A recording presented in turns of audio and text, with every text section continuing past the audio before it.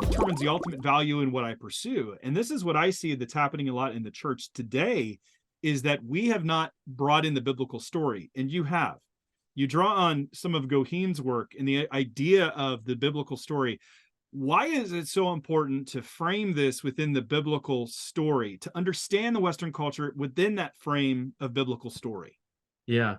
Yeah. Let me get to that, and then we'll talk about the Sure. gods. So I happen to find myself at a time of my life where I'm sitting at a lot of kids' soccer games. Right. I am at a lot of Colorado United soccer games, and my kid loves soccer and I love soccer.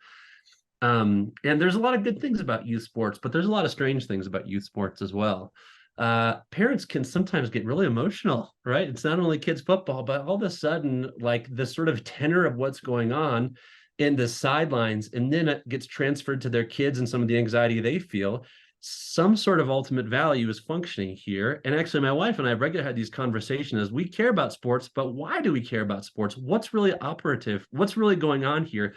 What are the values in this community? And then what are our values of people of Christian faith? That's sort of the everyday context of a missionary encounter as we think about sitting on the sidelines or think about going to work or our community. Those are the types of things where we have to regularly be aware that people are always worshiping. People are constantly worshiping. Dostoevsky said this, right?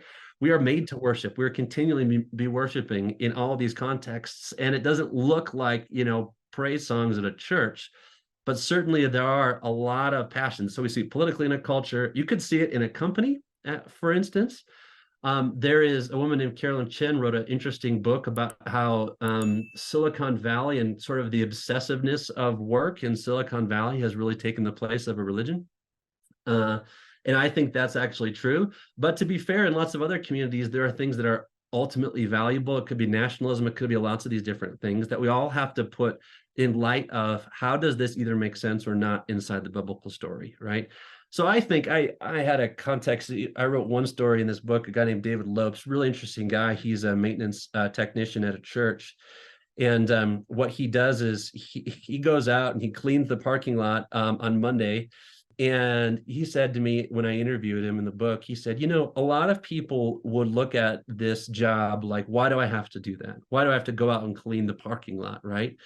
And he said to me something, and he said, but I don't see it that way. He said, when I go out and clean the parking lot, what I envision is Christ cleaning me and cleaning the world. He had a theological vision in that moment for his actual work, and his theological imagination was saying, I'm doing this work and I'm imagining God continually doing his redemptive work in the world. And I thought, what an amazing example of theological thinking as he's cleaning up a parking lot.